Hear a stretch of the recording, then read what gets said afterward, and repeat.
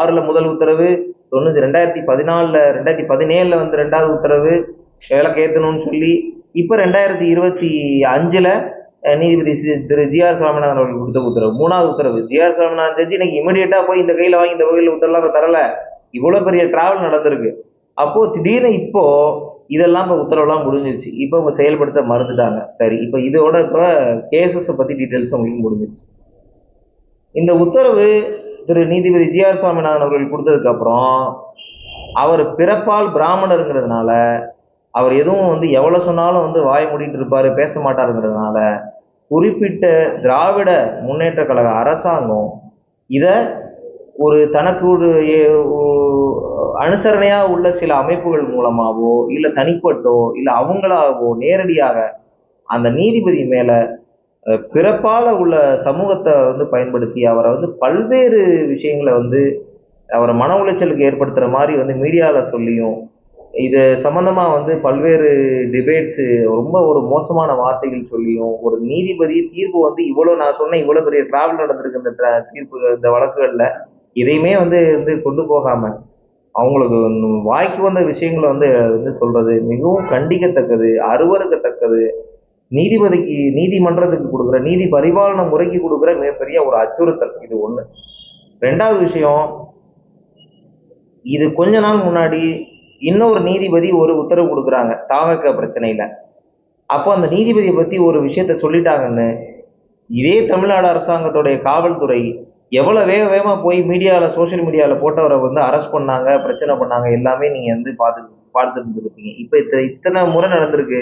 எவ்வளவு பேர் வந்து சேற்று அள்ளி இறக்கிறாங்க. அப்ப இதை வந்து தமிழ்நாடு அரசாங்கம் இதை கண்டுக்கவே இல்லை. இதை விட மிகப்பெரிய கொடூரம் என்னன்னா இம்பீச்மெண்ட் ப்ரொசீடிங்ஸ். அதாவது ஒரு நீதிபதி வந்து லஞ்சம் வாங்கினாரா, இல்ல வந்து ஒரு வேற ஏதாவது வந்து ஊழல் செஞ்சாரா, வருமானத்துக்கு அதிகமா சொத்து சேர்த்தாரா, இல்ல ஏதாவது இந்த மாதிரி ஒரு விஷயங்களை செய்யும் போது இல்ல ஏதாவது சுய ஒழுக்கம் இல்லாம வந்து நடந்துக்கிட்டாரா, என்ன விஷயம் தவறு செஞ்சாரு, அப்பனா நீங்க வந்து ஒரு இம்பீச்மெண்ட் ப்ரொசீடிங்ஸ் கொண்டு போகலாம். இது வரைக்கும் தமிழ்நாட்டுல 2-3 நீதிபதிகளுக்கு மேல இம்பீச்மெண்ட் ப்ரொசீடிங்ஸ் வந்து இனிஷியேட் பண்ணியிருக்கிறாங்க.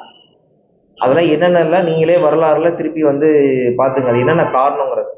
ஆனா தன்னுடைய கொள்கைக்கு தன்னுடைய அரசாங்கத்தோட கொள்கைக்கு எதிராக வந்து ஒரு நீதிபதி தீர்ப்பு கொடுக்குறாருங்கிறதுக்காக அவரை ஒரு இம்பீச்மெண்ட் ப்ரொசீடிங்ஸ் வந்து வந்து ஒரு ஒரு 100 பேர் சேர்ந்து ஒரு கையெழுத்து போட்டு கொடுக்குறாங்கன்னா நம்மளுடைய ஜனநாயகம் எந்த அளவுக்கு ஒரு அச்சுறுத்தல் உருவாகிட்டு இருக்கு, எந்த அளவுக்கு வந்து ஒரு மிகப்பெரிய ஒரு கேள்விக்குறியாகிட்டு இருக்கிறத நம்ம ஒவ்வொரு தனி மனிதனும் வந்து புரிஞ்சுக்கணும். இது ஒரு விஷயம். இது முக்கியமான விஷயம்.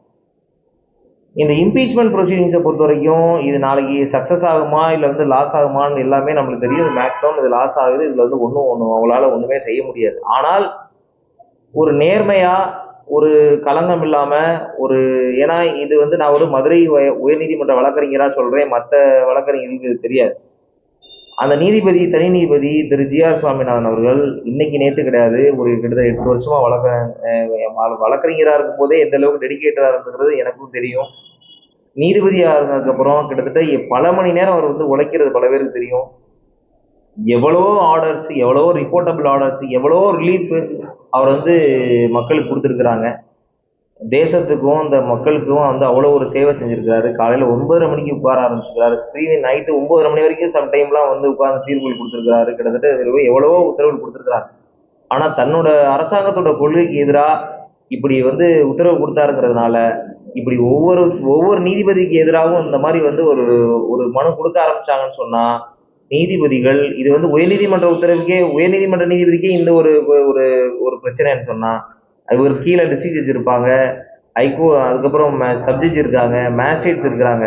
ஒவ்வொருத்தவங்களும் நாளைக்கு நம்மளுக்கு எதுக்குப்பா வம்பு, நீதியாவது ஏதாவது நம்ம பாட்டு நம்மளுடைய பதவியை காப்பாத்திட்டு போவோம்னு யாரும் நியாயமாகவும் நேர்மையாகவும் தர்மத்துக்கு அடிப்படையிலையும் உத்தரவு கொடுக்க மாட்டாங்கிறது தான் நம்ம இன்னைக்கு வந்து யோசிக்கப்பட வேண்டிய விஷயம்.